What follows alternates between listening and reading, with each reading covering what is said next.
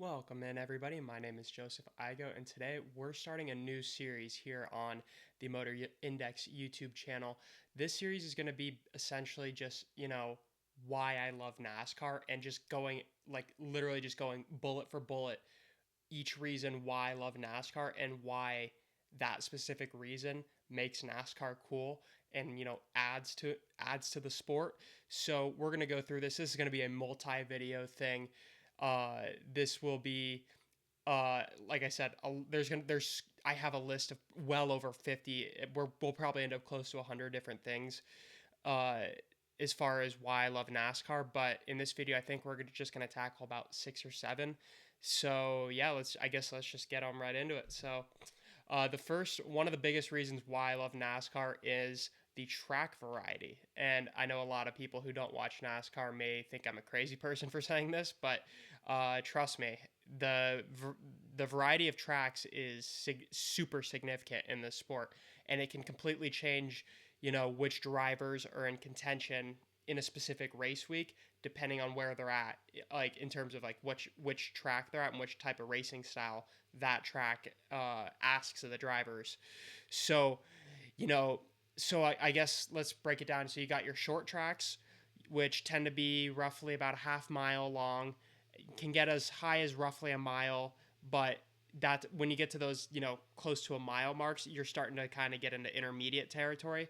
So I guess that brings us straight into the next one, which is intermediates, which tend to be more of your tracks, which are above a mile, but shorter than 2.5 miles. So you'd throw in your half miles, your mile and a quarters, your 2 mile tracks. So like some of those, like as far as like a 2 mile track, you'd think of like a Michigan. I know Auto Club, it's not a thing anymore, but I know Michigan, a bunch there as far as one and a half mile tracks. You'd look at something like Las Vegas, Kansas. Where else? I'm forgetting. Oh, Texas, I believe. So you got a few other ones. They're not off the top of my head, but no. The difference in these tracks, like the normal fan's just gonna be, oh, it's just going in a circle, yeah, whatever. But like there are super distinct differences in terms of the skill set it takes to win at each specific track, which is why I love it so much. And then you have like 8 or 9 of the races in the schedule are road courses, just like your Formula Ones, your Indy cars, and whatnot. Like all of that's in NASCAR too, which people don't realize who don't watch the sport. So I think that's an important thing to communicate. But I think a bigger thing to communicate is just how different the circles are, because trust me, it may look to the naked eye that it's driving in a circle. It is so far from driving in a circle. Each circle is completely different and requires a completely different set of skills to win at. So, no doubt. Next, I have the sheer noise, which, part of this can translate through the TV, when they do like the camera angle right up along the wall and the cars are just flying by and it's like shaking the camera. Yeah, that's cool and all, but I'm telling you right now, nothing, and I mean nothing, on TV can prepare you for hearing it in person, because it's just this roar of noise and energy coming off these cars that it pierces you. It's so loud. It's like I thought I knew what like deafening loudness was, not until I went to NASCAR. It's think of like the loudest airplane you've ever heard and then imagine 40 of them. It like that's what NASCAR is like. It's like 40 F16 or F16 or whatever type of fighter jet you want to call it. It's like 40 fighter jets going around in a circle. And obviously we just got into the circle aspect of it, but no, it's the noise is unbelievable in person. I mean, especially nowadays with the next gen car, uh, even some reporters have called for the cars to be quieted, which I'm not for, but I could see where if you were there every week, you might want that. But no, they can't do that because, and this also goes into the argument where people try to say, well, we need to switch NASCAR into electric vehicles, but No, because that would completely get rid of the sound, and that is the one of the defining characteristics of seeing the sport live is seeing, or I mean hearing and feeling the sound. It's unlike anything you've experienced at any other sporting event. I guarantee you, 100%. So next we got the sheer history of NASCAR. Uh, just like every other sport that you probably watch, NASCAR has just as much history and then some. It's it's a different type of history, and there's different kinds of history for specific different aspects of the sport. Like you might think, okay, well, Hendrick Motorsports or Penske, they've got their own history as a team. Or you look at a guy like, Jimmy Johnson or Dale Earnhardt, who have their own separate, lores and history behind themselves as the driver. Or you could even get even a little more specific and you think, okay, well, what about the history of like the car's number? Okay, like we could take a look at like, Jeff Gordon, number 24 car, obviously monster career, crazy history in that car. Well, William Byron this past 2 years just went and added the 24's legacy by adding 2 consecutive Daytona 500 wins. So it's stuff like that. It's these little niche pockets of history that other sports do have, but as far as like NASCAR, it's everything that your favorite sport has, but just with its own little twist on it. You feel me? But yeah, no, the history of NASCAR is so cool, and just like the classic moments in races and history, which we will get into some of those more specific parts in later videos, but just the overall history of NASCAR is just so cool, and it feels like I'm learning something new every day, even though I've been watching the sport for nearly a half decade now. So it's awesome. But one of my favorite parts of NASCAR is just the sheer amount of storylines that exist on the track and just overall in the sport in a given moment or day in the sport throughout the year. Um, each guy has his, like I kind of said, each guy has his own specific, agenda and storylines surrounding him. So like just for the guys on the screen, for example, like, Jimmy Johnson, obviously one of the most historic, greatest drivers in the history of sports or of motorsport, let alone NASCAR. But, um, where I'm sitting here interviewing him, it's his first time back or first time ever driving the next gen car. And, I was talking about that, but, you got like Christopher Bell here, who is a very young driver, very much excelling in the next gen era right now. But at that time, we were kind of still fresh in the next gen era, and he hadn't gone on to have some of that success. So, and then you got a guy like Joey Logano, who I'm interviewing, that bottom right photo, where at the time he is coming off two championships in the Cup Series, each of which were in a time where it was a very new car into NASCAR, and so I essentially, I mean, you kind of pick up what I'm putting down, right? Is like that there are 40 guys, roughly give or take, on the track, and in any given weekend, each guy has his own storylines just surrounding him, and how his personal storylines, interact with the other storylines on track while they're racing or wrecking each other. Like that's what it's all about in NASCAR. It's about, imagine if in the NFL all of your favorite teams played each other every week. So you wouldn't throw in all 32 NFL teams onto the same field and compete. That's just crazy. But in NASCAR, that's what we do essentially.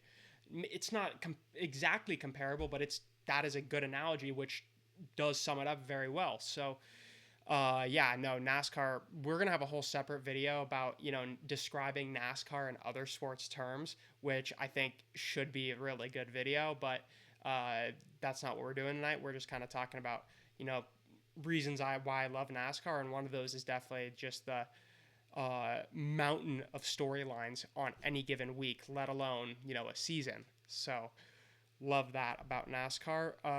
And another thing I love is the regular season finale, which is the Coke Zero Sugar 400 at Daytona.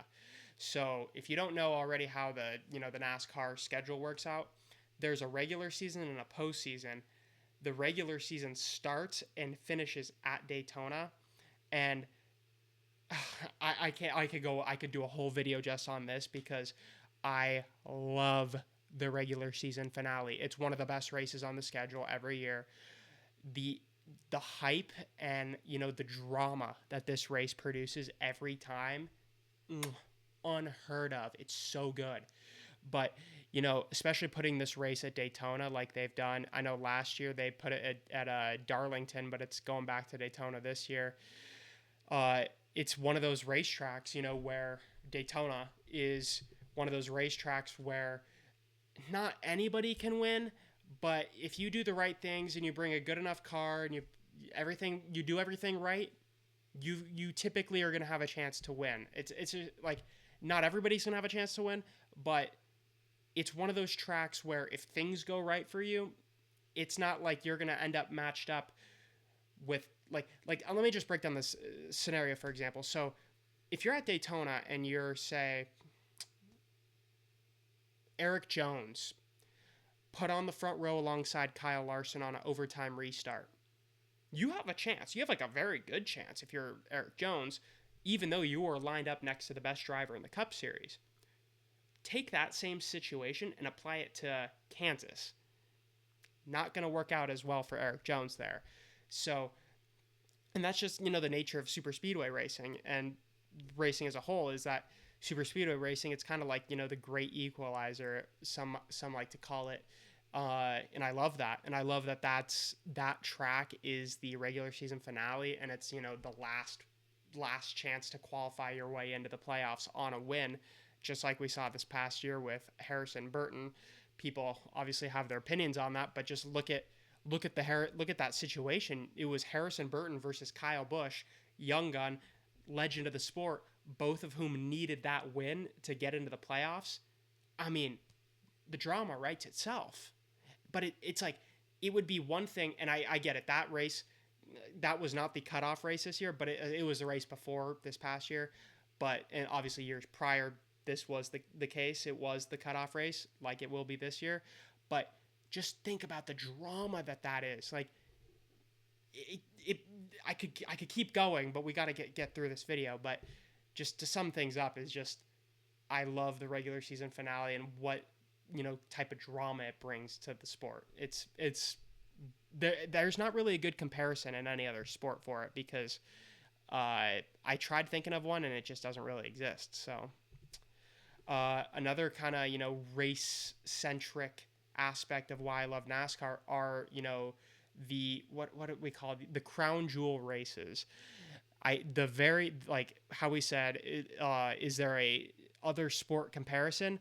Very easy for this one. This is like, for golf, it's like the majors in golf.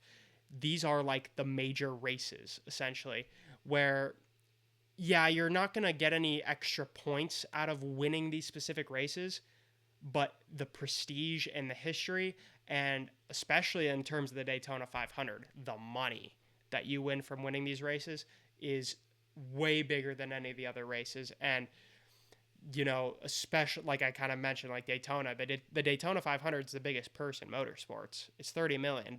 Like, so think about it. Like, you're watching the Daytona 500, knowing as the laps are winding down, like, these guys are battling at 200 miles an hour with this much between them, with $30 million on the line. Like, that's what these crown jewel races are all about.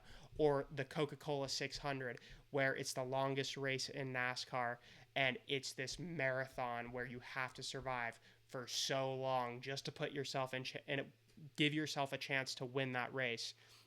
It's kind of similar idea with the Brickyard, just a very difficult racetrack to win at. Obviously, the history of Indianapolis Motor Speedway, that pavement talks without saying anything. And yeah, I think the Brickyard 400 is just built off of, the history of that track. Similar to Daytona 500, but the Daytona 500 has just been built up into its own thing, that it's a little bit different than the Brickyard. The Cookout Southern 500, I think the big thing with that is, where it's at, kind of like the Brickyard, being at one of the oldest tracks in NASCAR at Darlington. and the difficulty of winning that race, and also what that race, at least in recent years, has signified, is unbelievable. And I think there's just a lot of history. I don't know exactly what the payout is of the Southern 500, but like if I was to rank the prestige of these four races, I would definitely put Daytona 500 number one, probably the Coca-Cola 600 number two, Southern 500, Brickyard 400. There's even some people who might even argue nowadays, because we got rid of the Brickyard 400 for a couple years, that another race could potentially be a crown jewel race. Maybe, I've heard the Bristol Night Race floated around. I've heard the Summer Daytona race, which I don't love, given the Daytona 500 is one of these. I've heard Talladega thrown out there. So yeah, there's a lot of opinions on this little pocket of the sport, but no, I love that NASCAR has this aspect and how easy it is, to translate it to other sports and to kind of explain it to other sports fans, because uh, this is one of the coolest parts of the sport by far. And then lastly here, I believe this is the last slide we got for tonight, but just the sheer evolution of NASCAR. I mean, just think about it. NASCAR is the automotive business, and the automotive business is always constantly evolving. And the saying that they have in NASCAR is, you win on Sunday, you sell on Monday, whether that be, Ford, Chevy, Toyota, whatever manufacturers in the sport at the time. Um, and obviously they try to make the cars replicate what you will see on the roads, which obviously it's not a perfect replica, but it is dang close. And you can see a lot of the similarities when you compare the specific type of manufacturer of NASCAR, and then you put it up against a Camaro, which obviously does not exist anymore, but a Camaro or a Mustang or a Camry, and you can see those similarities. They're not perfect, but there are similarities. But I mean, just look at the cars you got on the screen. I mean, these are all NASCARs, and just look at just how crazily different they are from each other, and obviously what that does to the sport as far as the racing products concerned. That's a huge aspect. um, I think another big part of it is the sponsorships and how that's evolved. We used to have this is even a simple adjustment to this, but the number used to be in the middle of the door, and now it's a little more to the front of the back to allow for some more sponsorship room. We probably wouldn't have even been thinking about that 15, 20 years ago, but then we ended up doing it, and people freaked out, and it has been a perfectly fine change. So yeah, no, there's a great video about this aspect of NASCAR on the NASCAR YouTube channel. I highly recommend watching it. You know what? I'll actually link it down below, because it is an awesome video. It's one of my favorite NASCAR videos on YouTube. So heavily go check that out. Heavily recommend go check that out. Excuse me. And yeah, with that being said, thank you all so much for watching. We will be back for part 2 with this video in the coming days or weeks. And we will continue until we get to all these aspects of NASCAR, which make NASCAR just, one of the best sports out there. So, like I said, thank you all so much for watching. Please like and subscribe, and take care, everybody. God bless.